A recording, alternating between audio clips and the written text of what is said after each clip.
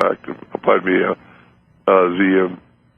An Intelligent Woman's Guide to Socialism and Capitalism on the last page.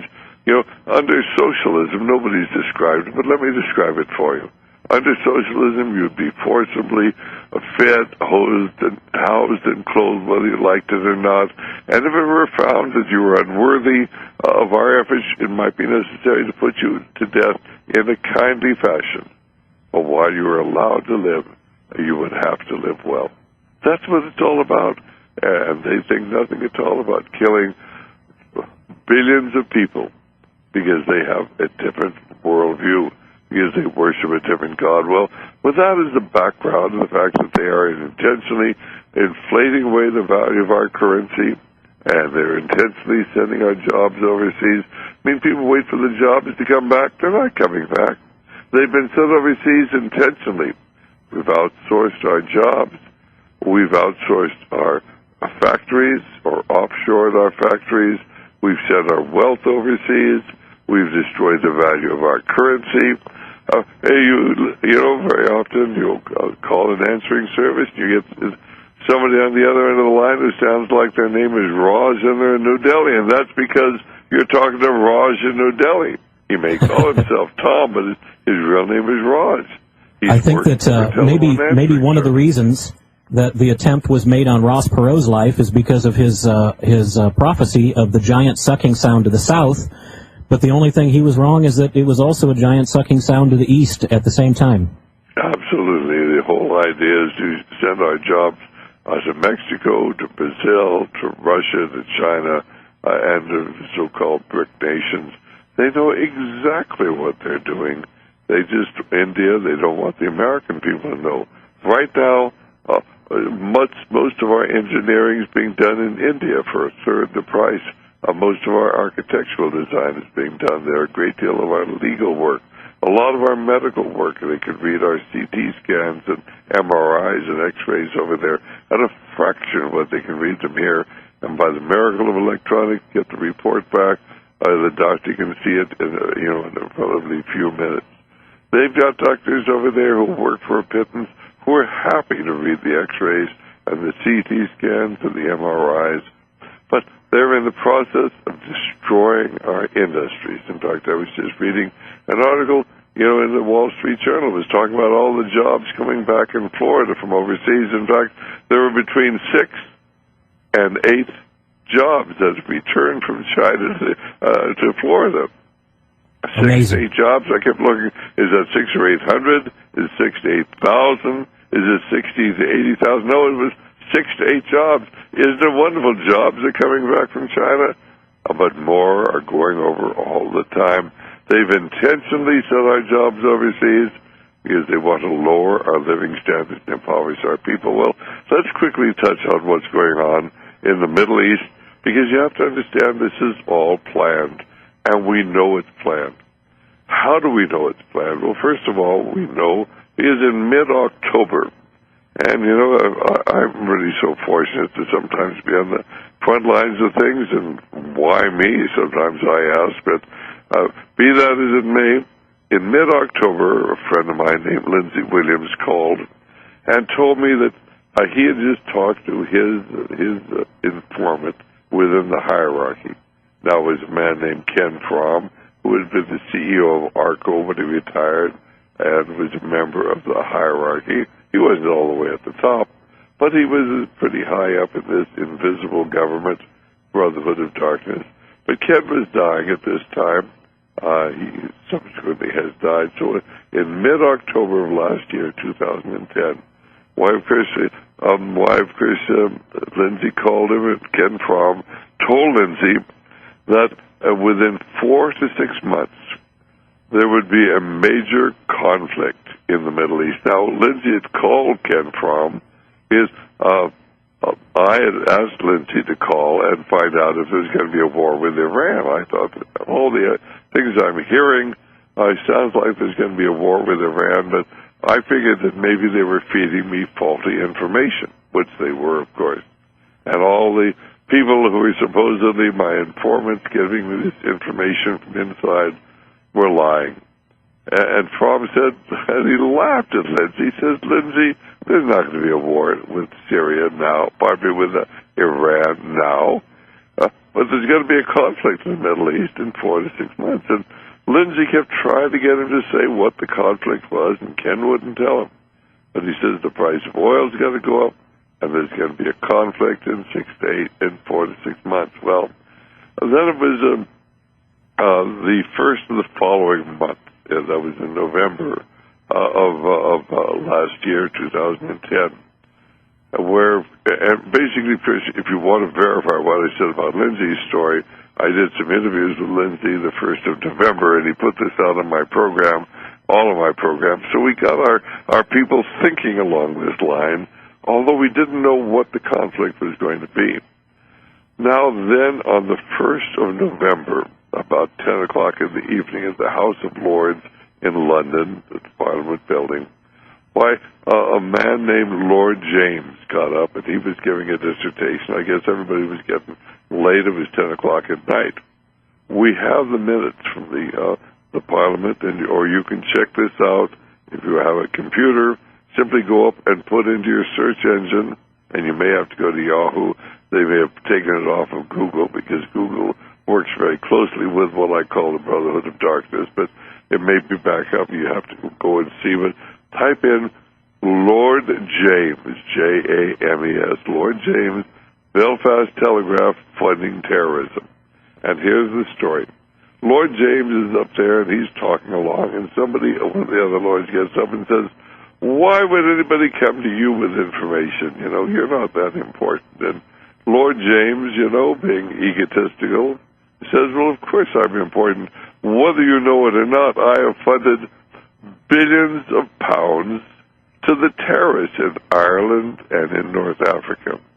I funded billions of pounds to the terrorists in Ireland. Remember, they're the ones that are killing the British people, but it's all agent provocateur. They staged this whole thing so the people rally behind the British government because they got the enemy over in Ireland, who's actually funded by the British intelligence and the Bank of England. And then Lord James goes on to say, so I've been funding billions of pounds, was the term, to the terrorists in Ireland and in North Africa, but I can't talk about South Africa. It's an ongoing process, and it's very sensitive at this time. Very sensitive. And then he goes on to say, but don't call the police on me. I'm carrying this out for the Bank of England. I'm working for them. I'm doing what they tell me to do. Just following orders, right? Not a word of this in the American press. Not one word in the controlled media. And it didn't even get out very well in England, but we do have the minutes from the House of Lords. We have the article at the Belfast Telegraph, which is an Irish publication, but they can't let the English people know that now they're funding the Irish Republican Army that's killing people in England, and everybody thinks it's some independent organization. No, this is how the world really works. You hire the enemy, you have them kill your own people, and then the people rally behind the English government to protect them from the evil Irish Republican Army that's controlled by the British intelligence services. So anyway, this is the 1st of November. Lord James gets up and spills the beans.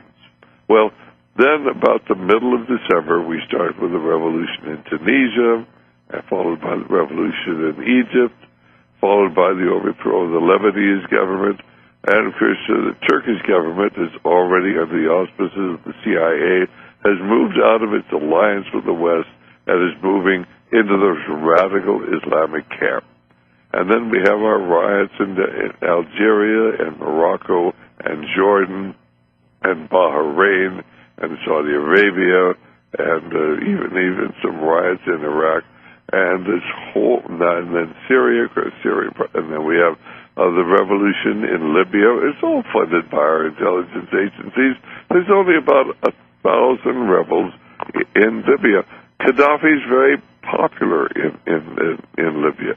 In fact, he's even armed his own people to protect them. He wouldn't arm his people if he was afraid of them, and the people there are solidly behind Gaddafi. Why? Is he's given a great deal of money to the people. Their standard of living is high. They've had security. Is he a nice man? Of course not. No dictator is a nice man. But he's got a lot of support from the people, and the same thing is true in Syria. You see these pictures in the paper of the mass demonstrations in Syria, and they tell you all these people demonstrating against Assad. Actually, those are people demonstrating in favor of Assad. But, of course, when you look at the newspaper, you see all the people there, and then they tell you they're demonstrating against Assad. You don't know what's really going on. So basically, the United States and our allies are behind the revolution in Libya because we want to topple Libya. We've already toppled both Egypt and Tunisia. We're in the process of toppling the government in Syria. And we are going to destabilize all of the governments in that area of the world, the Near East, the Middle East. And, of course, what will replace them? Well, the only thing that is there to replace them is this radical form of Islam, the Muslim Brotherhood. What is the Muslim Brotherhood? We'll go up and read about it. Fortunately, we have the Internet. You can find the information, but you have to know who you can trust, because our intelligence agencies, the Brotherhood of Darkness, is putting up all sorts of faulty information on the Internet. Why? To confuse you. But I will tell you who is behind the Muslim Brotherhood. Why, your tax dollars, ladies and gentlemen, your tax dollars. The CIA has funded the Muslim Brotherhood since 1952. It was organized initially, this radical Islamic group, in 1928. At that time, it was funded by MI6, British intelligence.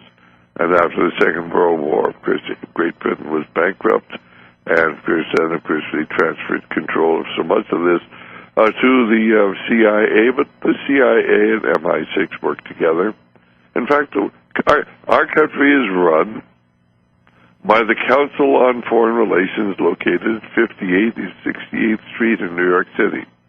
That's the Council on Foreign Relations, located at the Harold Pratt House at 5868th Street in New York City. Great Britain is run not from Buckingham Palace or the Parliament.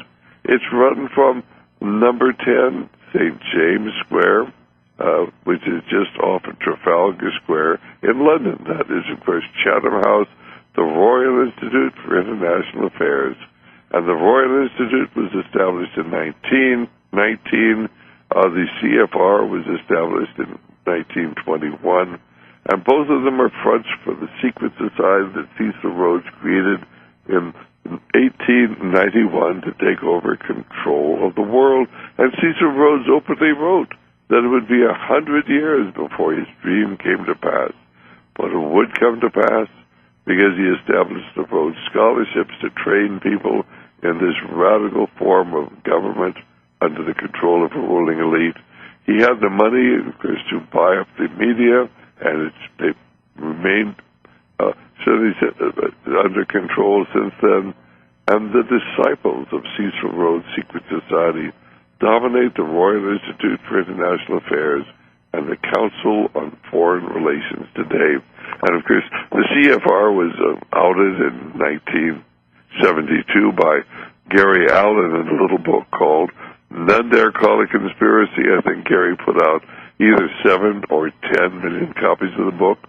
Go to your local bookstore and try to buy a copy, one of the used copies. They bought them up and shredded them. They're still available. We offer them through my ministry, but every copy they get their hands on, they shred. Why? The last thing they want is for the American people to understand that the electoral process is totally fallacious. We have the finest politicians that money could buy, and even if you mean well and you go back to Washington, D.C., and you like being a congressman, you'll be a one-term congressman if you don't go along with the agenda, because they'll run somebody in the primary, and they'll run all sorts of stories to embarrass you in your local district, or they'll get some woman to try to seduce you, or they'll find something on your family and something to discredit you. And if they can't, then they'll make up a story like they did with this poor guy that head of the IMF. They wanted to get him out. I mean, here's the head of the International Monetary Fund, a fellow named